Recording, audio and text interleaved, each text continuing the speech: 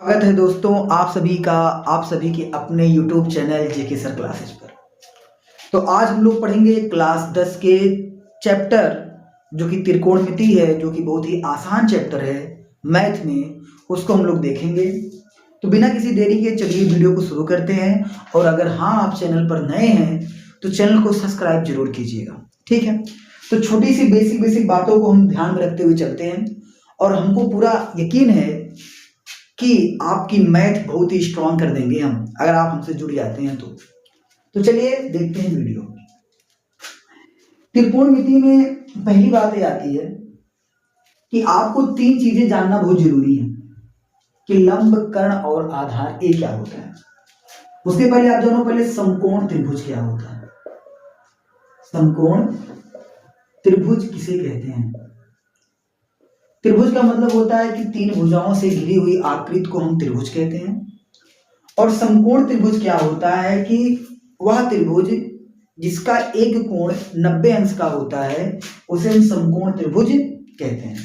जैसे हमने यहाँ पे तीन भुजाएं ले ली, तो ये जो कोण हमारा देख पा रहे हैं 90 अंश का है, तो हमारा कौन हो गया? समकोण त्रिभुज। ऐसा त्रिभुज जिसमें एक कोण कितने अंश का हो? 90 अंश का हो, उसे हम समकोण त्रिभुज कहते हैं, ठीक है।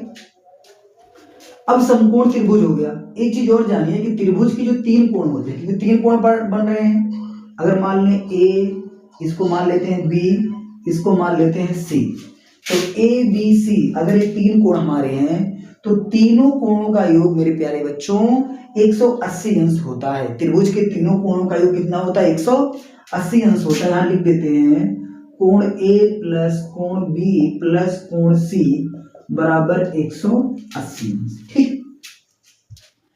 अब यहां पे आपको समझ आएगा समकोण त्रिभुज क्या होता है कि तीन भुजाओं से घिरी हुई आकृति को हम समकोण त्रिभुज कहते हैं। नहीं सॉरी, तीन भुजाओं से घिरी हुई आकृति को त्रिभुज कहते हैं।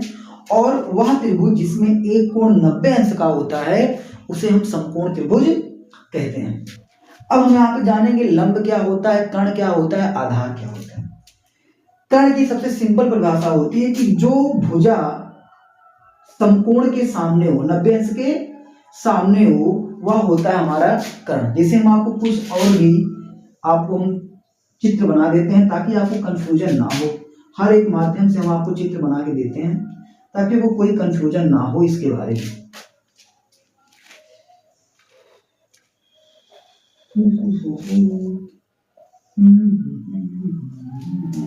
ठीक है, तो यहां पे हमने देखो बहुत सारे त्रिभुज ट्रायंगल बना दिए हैं। इसके भुजा लेते A B C, A B C, A B C. यहाँ पे ये कोण कितने अंश का है? 90 अंश का है। इस वाले में ये कोण कितने अंश का है? 90 अंश का है। और इस वाले में कितने अंश का है? 90 अंश का है, ठीक। तो हम क्या कह रहे हैं कि जो कोण 90 अंश के सामने, जो भुजा 90 अंश के सामने वो कहलाती है कर्ण। यहाँ पे 90 अंश ना, तो क्या आपका हो जाएगा? कर्ण हो जाएगा। ये 90 अंश के सामने क्या हो गई? ये आपकी हो गई कर्ण। 90 अंश के सामने क्या हो गई? कर्ण। और 90 अंश के सामने हो गई आपके कर्ण। कुछ लोग सोच रहे होंगे कि सर ये क्या बता रहे हैं। आपको यही चीज तो समझना है कि आप अगर इसको समझ गए तो आप सवाल को चुटकी बजा के लगा लोगे। बहुत ही आसानी से आप इस सवाल को लगा लोगे, जो भी ट्रिग्नोमेट्री के सवाल होंगे। ये आपका कर्ण हो गया। अब देखिए यहाँ बात समझिए, अगर हमको जो है आपको ट्रिग्नोमेट्री का थोड़ा सा अगर पता होगा तो साइन थीटा होता है, कॉस थीटा होता है, टेन थीटा होता है, सेक थीटा होता है, कोसेक थीटा होता है, कॉट थीटा होता है। तो अगर हम जिस पॉइंट से देखेंगे, जैसे मान लेते अगर हमको कभी भी सवाल में साइन ए पूछ लिया, अगर ए का जिक्र हो रहा है तो ए वाली भुजा क्या हो जाएगी? लंब हो जाएगी। और जो बचेगी वो क्या हो जाएगी? आधार हो जाएगी। समझ रहे हैं? ए के रिस्पेक्ट में अगर हम कोई भी पढ़ रहे हो, साइन ए पूछ ले, कास ए पूछ ले, तो अगर ए की बात आती है तो सामने की भुजा क्या हो जाएगी? लंब। और जो बचेगी वो क्या हो जाएगी? आधार हो जाएगी। जैसे अगर हम मान लो यहाँ पे बी तो कहेगा नहीं, बी तो कहेगा नहीं। अगर यहाँ हम सी की रिस्पेक्ट में देखें, किसके रिस्पेक्ट में? सी की। मान लो हमको साइन सी के दिया हो तो सी के लिए ए, इसके सामने वाली भुजा कौन पड़ेगी? ए बी पड़ेगी ना, ए वाली भुजा की पड़ेगी। तो ए आपका हो जाएगा प्यारे बच्चों लंब हो जाएगा। और बची भुजा क्या हो जाएगी? आधार। ठीक है, इस ट्रायंगल में देखते हैं, अगर यहाँ पे हमको किसको लेना हो, बी के रिस्पेक्ट में देखना हो, तो बी के रिस्पेक्ट में ए वाली भुजा हमारी क्या हो जाएगी, ए भुजा हमारी हो जाएगी लंब और ए भुजा हो जाएगी हमारी आधार। जो बचेगी वो क्या हो जाएगी, आधार हो जाएगी। यहाँ की भी बात अगर हम करें, अगर मान लो हम ए से देख रहे हो, क्या देख रहे हो, ए से, साइन है, कॉस है, टेन है, कुछ भी ले रहे हो, तो ए के रिस्पेक्ट में ए भुजा क्या हमारी हो जाएगी, लंब हो जाएगी, और ये भुजा क्या हो जाएगी आपकी आधार हो जाएगी। समझ रहे हैं ना बात को।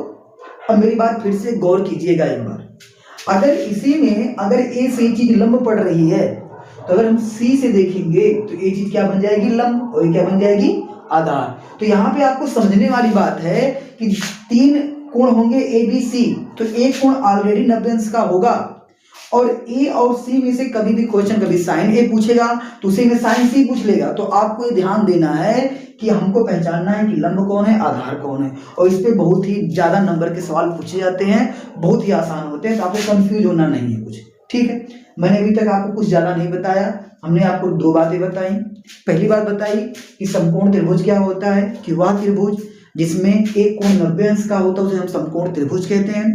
समकोण त्रिभुज माने 90 अंश के जो सामने होती है उसे हम कर्ण कहते हैं, और जो 2 कोण बचते हैं, जैसे यहाँ पे बी 90 अंश का हो गया, ए और सी बच रहा है, तो कभी अगर सवाल में साइन ए पूछे तो ए के रिस्पेक्ट में सामने वाली भुजा लंब और तीसरी क्या हो जाएगी, आधार। अगर सी के रिस्पेक्ट में पूछे तो ए भुजा क्या हो जाएगी, लंब, ए क्या हो जाएगी, आधार। ठीक है, इतना कुछ समझ में आया, इतना आप नोट डाउन कर सकते हैं।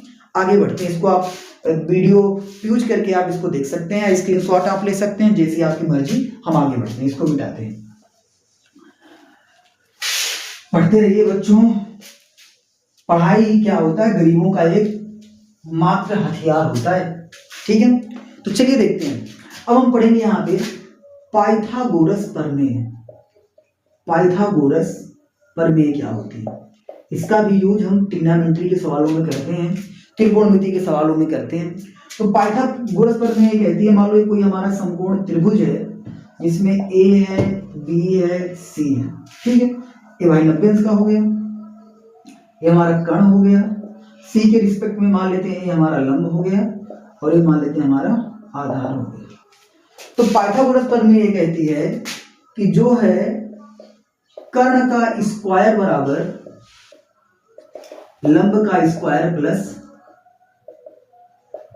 आधार का स्क्वायर। ये आपको याद करना है, ये सूत्र आप बहुत ही ज्यादा इंपॉर्टेंट है।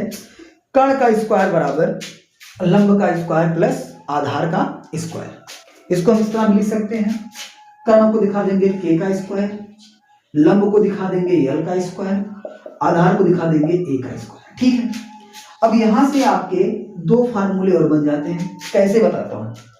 पहला फार्मूला आपका ये बन जाएगा कि अगर हमसे किसी सवाल में यल पूछ ले, यल लंब का स्क्वायर पूछे, लंब पूछे, तो ए स्क्वायर इधर आके क्या हो जाएगा, माइनस, पक्षांतर करने पे प्लस क्या बन जाएगा, माइनस बन जाएगा। इसका मतलब कर्ण का स्क्वायर माइनस आधार की स्क्वायर। अगर किसी सवाल में हमसे आधार पूछ लेता है, आधार का स्क्वायर, तो हमारा क्या हो जाएगा, लंब इधर आ जाएगा, हो जाएगा कर्ण का स्क्वायर माइनस लंब का स्क्वायर। समझ बात आ गई। आपको यही मेन फार्मूला याद करना है, कर्ण का स्क्वायर बराबर लंब का स्क्वायर प्लस आधार की स्क्वायर। ये होता है आपका पाइथागोरस प्रमेय। एग्जाम्पल के रूप में, जैसे अगर मान लो मैंने यहाँ पे 5 ले लिया, यहाँ पे 3 ले लिया, और आपसे ये भुजा पूछ रहा है, ठीक है। तो सीधी सी बात क्या करना है कि आपको पता है कि चीज कर्ण है, यानी कर्ण का स्क्वायर बराबर एक भुजा आपको दे रखी है 3 का स्क्वायर, और दूसरी आपको ए वाली डिस्टेंस ज्ञात करनी है। इसका मतलब AC का स्क्वायर आपको ज्ञात करना है। तो AC का स्क्वायर बराबर क्या हो जाएगा, 5 का स्क्वायर, इधर आके क्या हो जाएगा माइनस 3 का स्क्वायर, तो 5 का स्क्वायर हो जाएगा 25, माइनस 3 53, कितना आ गया, 16 आ गया। तो AC बराबर क्या हो जाएगा, अंडर रूट 16, तो 16 का अंडर रूट क्या हो जाएगा, 4, अंडर रूट कितना हो जाएगा, 4, यानी ए भुजा हमारी कितनी आ गई, 4 आ गई, ठीक है। ये पाइथागोरस प्रमेय का छोटा सा सिंपल सा उदाहरण है, बहुत ज्यादा नहीं। कर्ण स्क्वायर बराबर लंब का स्क्वायर प्लस आधार का स्क्वायर, ठीक है। इसको भी आप स्क्रीनशॉट ले सकते हैं। फिर आगे बढ़ते हैं, आगे चीज और हम जानेंगे जो बहुत ही ज्यादा इंपॉर्टेंट है, ठीक है। इसको हम जाते हैं, आगे देखते हैं बच्चों, प्यारे बच्चों, साइन के बारे में, कॉस के बारे में, टेन के बारे में, ये सब क्या चीजें। देखिए अगर हम मान लेते हैं ये हमारा एक प्यारा सा क्या है ट्रायंगल, ठीक। इसमें हम ले लेते हैं ए बी सी और यहाँ पे 90 ले लेते हैं। हम मान लेते हैं जो कोण सी है इसको हम थीटा मान लेते हैं। क्या मान लेते हैं? थीटा मान लेते हैं। तो आपका होता है साइन थीटा, इसको कहते हैं साइन थीटा।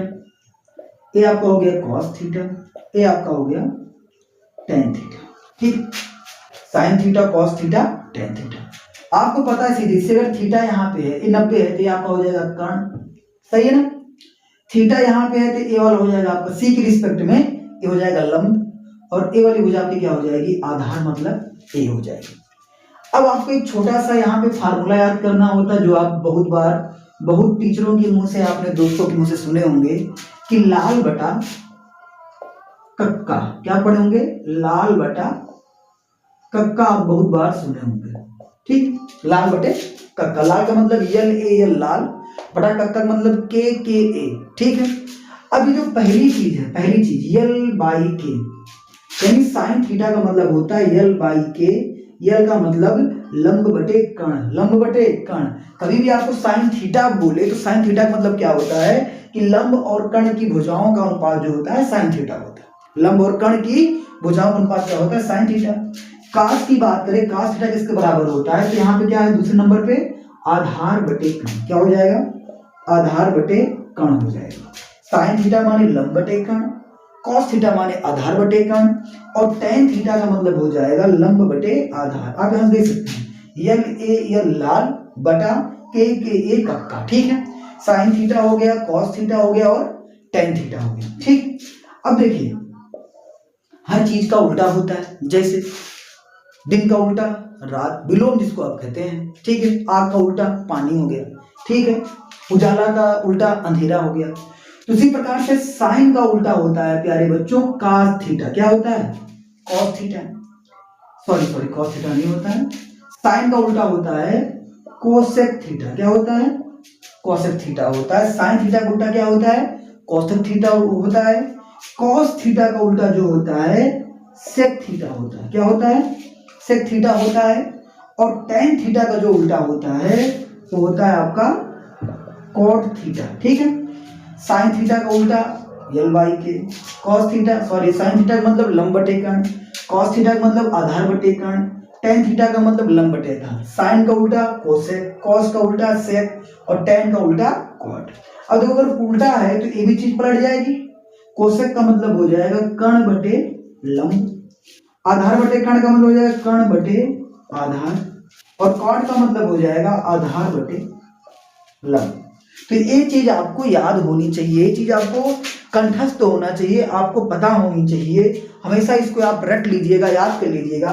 और बिना अगर आप इसको याद नहीं किए हैं तो आपका कोई भी सवाल लगने वाला नहीं है। फिर से देख लेते हैं।